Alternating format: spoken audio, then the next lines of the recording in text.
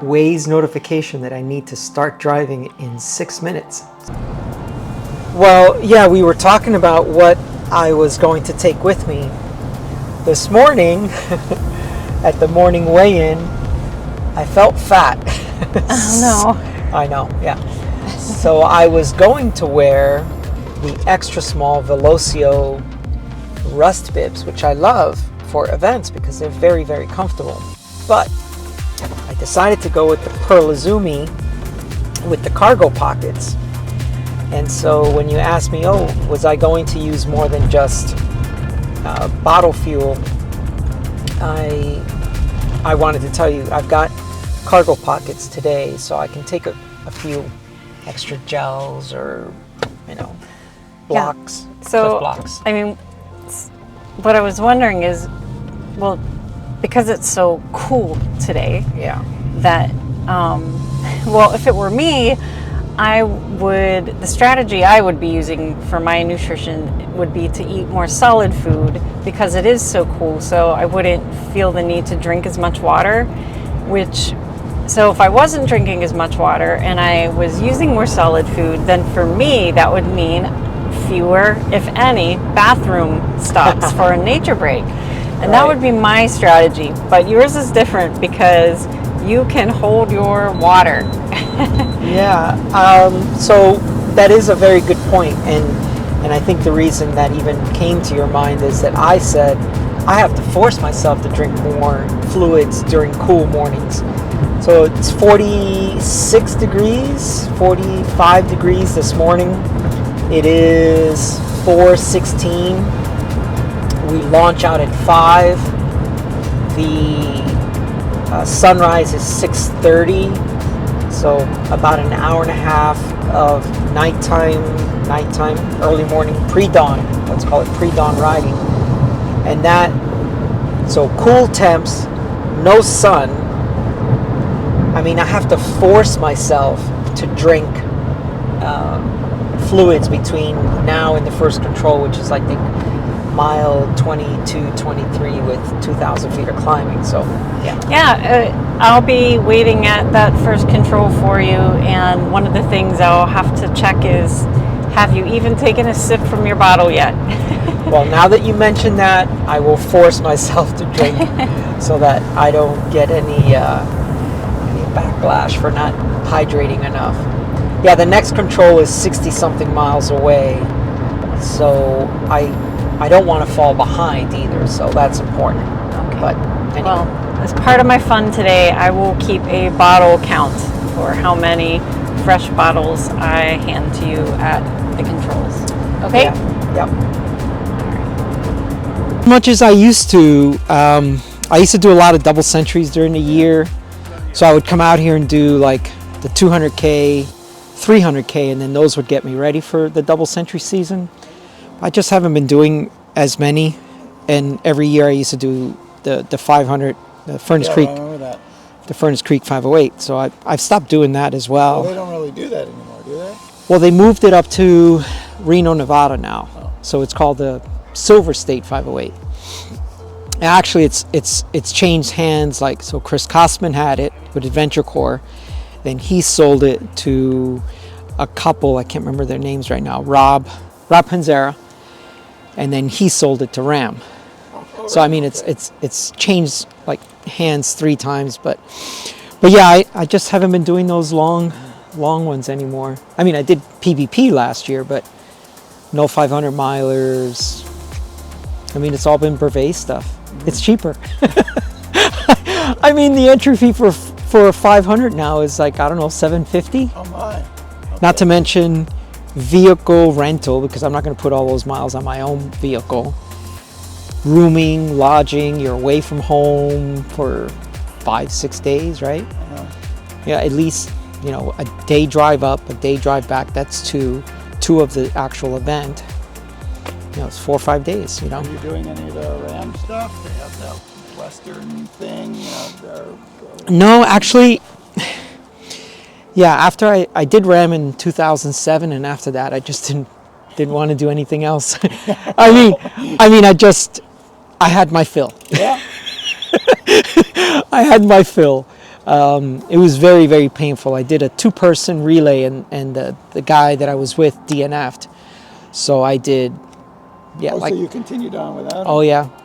No, I did like 2,400 out of the 3,000. So it was very, very painful. How do you learn the term, what is it, randonesia?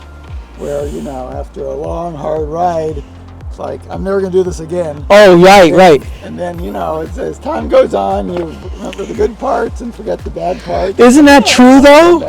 I mean, it's kind of like, when you're, I've used this expression too, like you're praying to the porcelain god, I'll never drink again, I'll never drink again. And so you do the same kind of thing when you're doing these ultras. You're like, I'll never sign up for a 500 again, I'll never, And then, like you said, you forget all that other stuff, and then you're like, that wasn't so bad. I just need to do this, this, and this, and it would be better. But then you improve on those 3 things, and there's 3 more things that you discover on your next event that you should have done, or that you still need to work on. So yeah, let me see if I can get a course up, because last time I didn't. Oh, good idea. Remember that? Remember. Yeah, it was the wah, wah, wah. Yeah. I'm in Oceanside today. Yeah. But that should be cleaned up by the time you guys go from there.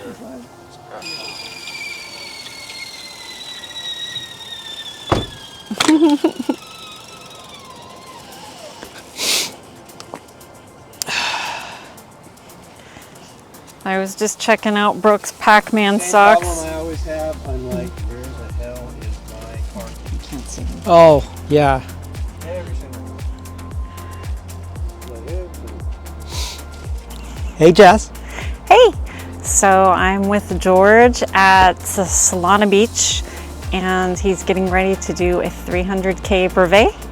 What time is it? It's got to be close to 5. Rollout is 5 a.m. You can see it's still dark. 4:50.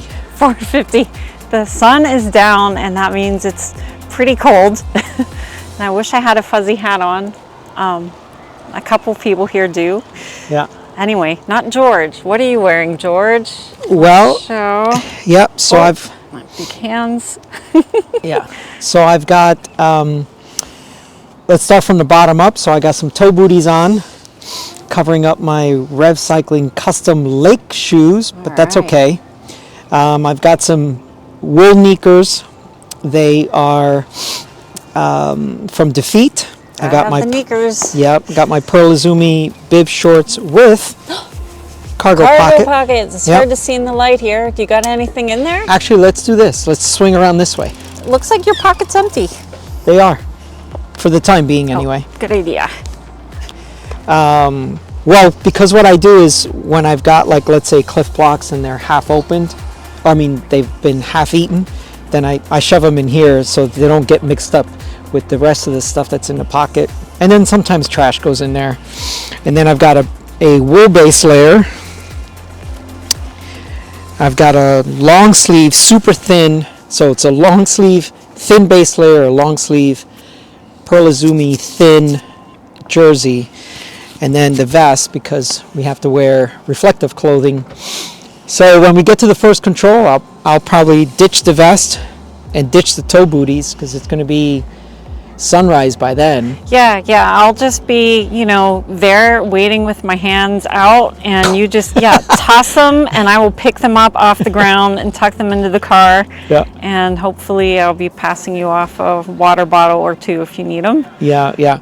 So ideally, with the lows, I think it's like 61 is the high today. So ideally with just a super thin base layer and long sleeve jersey, I should be fine all day, so we'll be fine. One thing I wanted to point out is it's super cool. You have 2 headlights, 2 front lights. Yeah, so if you turn them both on at the same time, people will actually maybe mistake you for a motor vehicle instead of the cyclist that you are.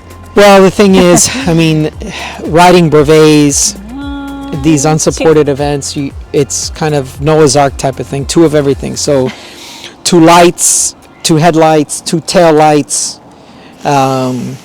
as much as possible, redundancy and everything, right?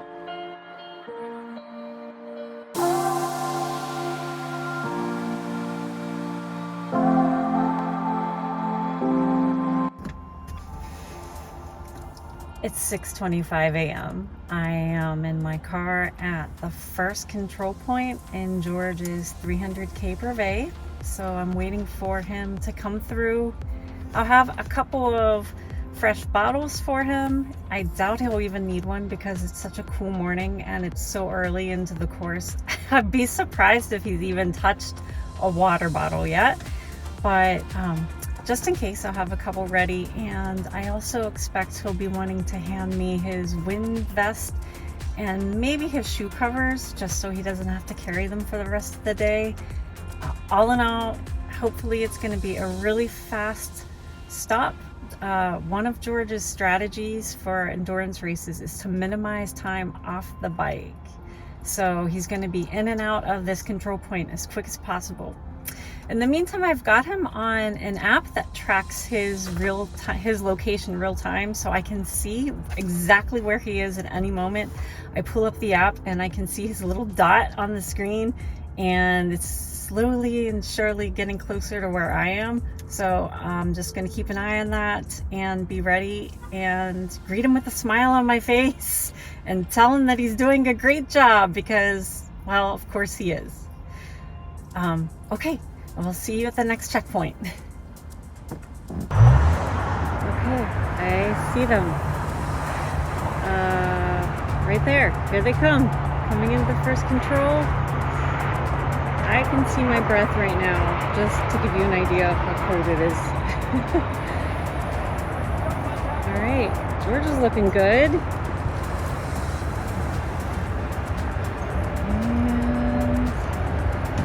Keep the toe booties because it's still pretty cold out. All right. It's like 40 degrees out. Do you want a bottle? I love you, babes. Bye. This is one of those deals where you think it's going to warm up if the day goes on, but it gets colder. All right. I'll see you in 60 miles or so.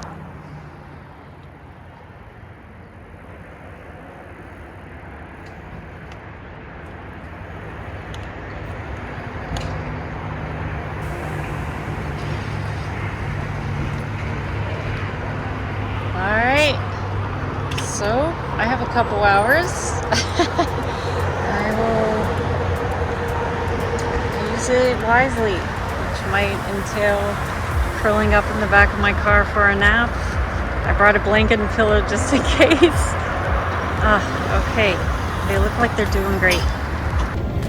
Okay, yeah, that was a super fast in and out as I expected, and George didn't need a bottle. He gave me his vest, so I'll tuck that away for safekeeping, and I will see them at the next control point. It is at mile 82.8, so I'm gonna head up there now and make myself comfortable and just watch and wait. I'm sure I'll find something to do. Okay, it's slightly after 9 a.m. and I have set up my bike trainer in the parking lot here at checkpoint number 2. I'm about 83 miles into 300k Brevet, and this is the longest checkpoint for me, the longest stop of the day, so I decided to try and make the most of my time so I could get a short workout in today as well. Even though I'm not riding the Brevet, I can at least set up my trainer, since I'll probably be here for 2.5 hours maybe, get a little workout in myself. So I just checked the the Life 360 app on my phone to get a bead on George's location. He's probably about 15 miles out from where I am, so I give him an hour until he arrives here at checkpoint number 2. When he stops in, I've got a couple of fresh bottles for him, and he also asked that I buy him a bottle of Coca-Cola, so I have that sitting offside. You can't see it, it's just past the camera, sitting in the shade. Hopefully it'll still be cold by the time he gets here. So the sun's up now. I'm sure the boys are warming up. Probably getting hot out there. I'm just going to try to keep it cool in the parking lot of checkpoint number 2. Okay, we'll just wait for them to come and check in. Okay, George is about 2.5 miles away, so he should be here in a few minutes. So I've gotten off of my bicycle trainer and kind of set stuff out for him, so again he can try to have just a very fast in and out stop. There's a pop, as we call it in Pittsburgh, 2 fresh bottles. There's a lot of nutrition in there, and here's a whole bucket of stuff. He can just like pick what he wants. And then up here I've got some reverse osmosis water, other stuff in the car as well. So okay, they should be coming up the hill soon. I'm gonna go find a vantage point so I can see them. There's my car, there's my little bike. Here is the control, aka checkpoint. And over here, I'm gonna zoom in a little. I don't wanna get too far from my bike because it's not locked up. But right over this little bridge that goes over here, we're gonna see them come out there. Hopefully, oh, I think I see, yeah, there's George. George is in the yellow jacket. Georgie!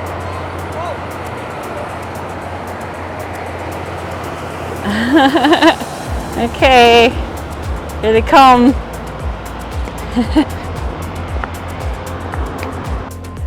He doesn't look tired at all.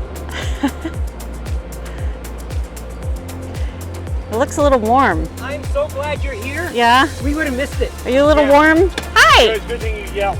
Oh, good. I'm glad I yelled. I forgot my cowbells at home. Sorry, but I think they're not allowed in brevets anyway. No, they're fine on brevets. Hi. Hi. We'll survive without the cowbell. All right. Okay. Okay, so the guys came in, topped off their bottles, left a couple pieces of clothing in my car with me, and now there they go. They're headed out. I think they have about 40 miles, and then we'll see them again in Newport Beach. So, bon voyage.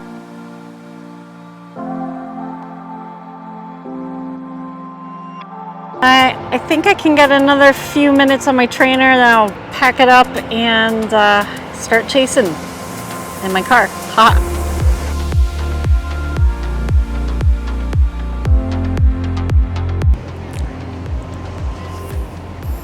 Okay, it's 12:30, just about, excuse me, and the rollout this morning was at 5 a.m., so they've been out there for 7.5 hours now, and I am here at checkpoint, or control station number 3. It's in Newport Beach. It's a Jack in the Box, which is a pretty awesome fast food place. So while I'm here, I'm thinking, oh, maybe I'll grab a burger or a milkshake. But there's a little guilt nagging at me for George and Brooke, who are pedaling away. They are approaching me at control number 3. Once they get here, they will have 124 miles under their belts, which is pretty awesome.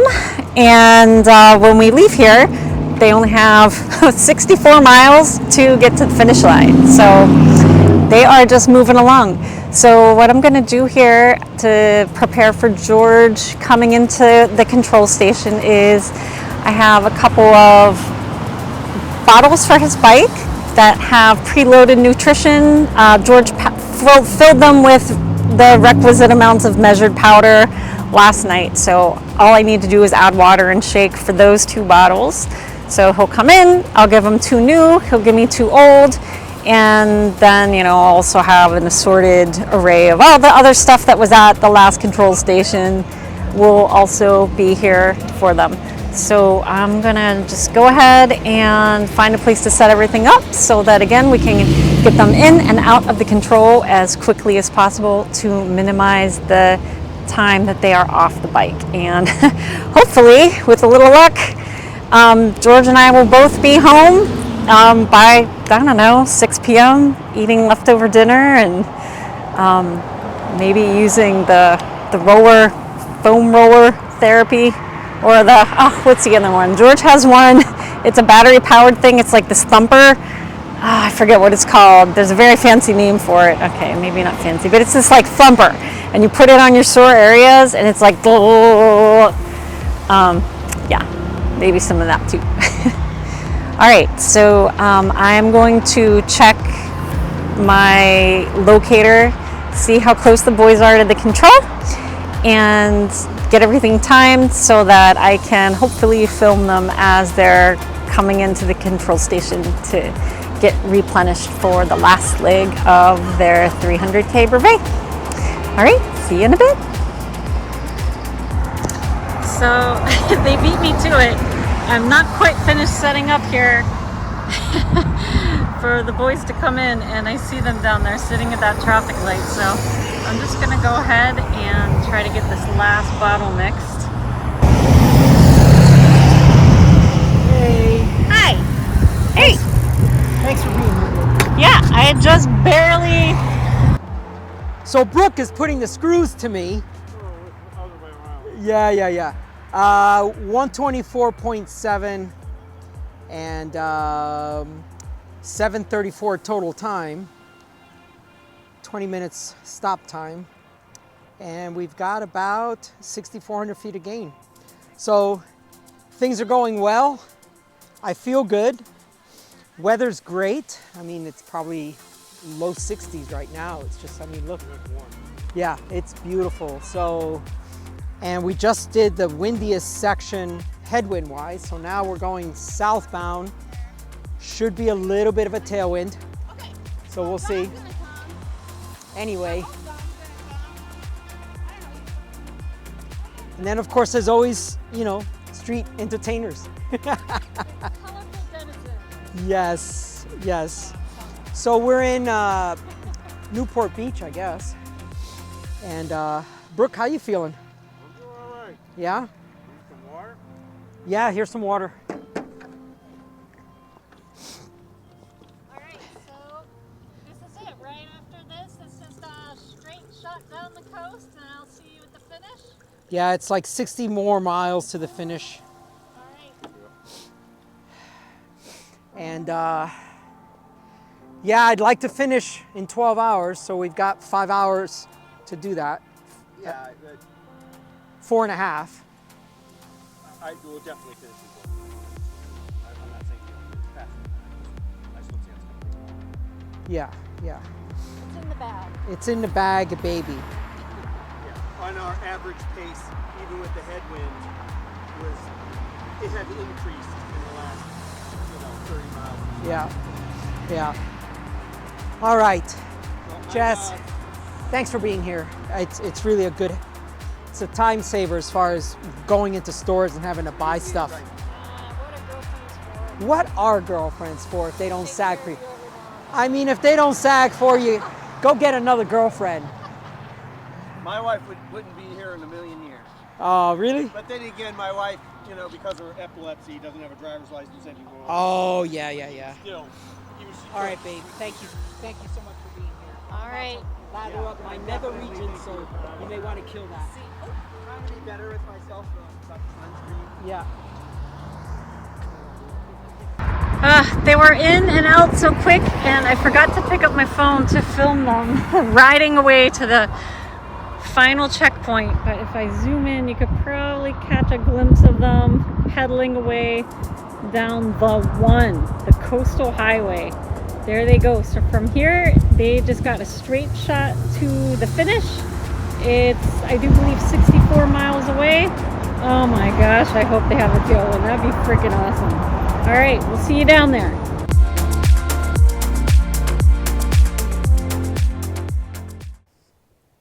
Okay, I'm at the final control for the 300k brevet that George and Brooke are completing today.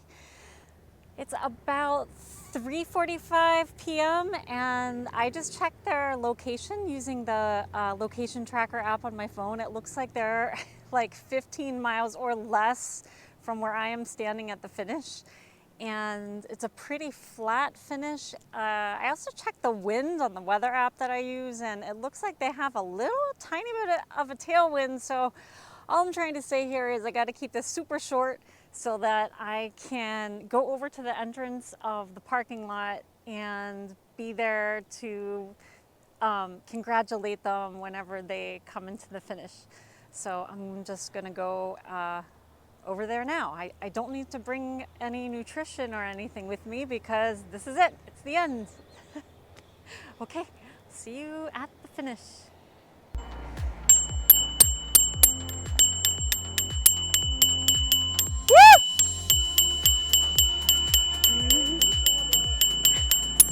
More cowbell! Welcome back! 11:24, 11:23, something like that. And I had 86, I think, Yeah. 8,600 feet. Yeah, I got almost 9. Yeah, and my other computer will have even less, but. So thanks to Brooke, because I have not been riding, and I had about 200K in me. Oh, no. He was like crushing it for the first half of the ride. He like outworked me 5-1 in the first half. And the second half was like, then I was like doing my share of work. Yeah, every one of those And he was poppers. complaining towards the end. He said, I've lost my snap, crackle, and pop.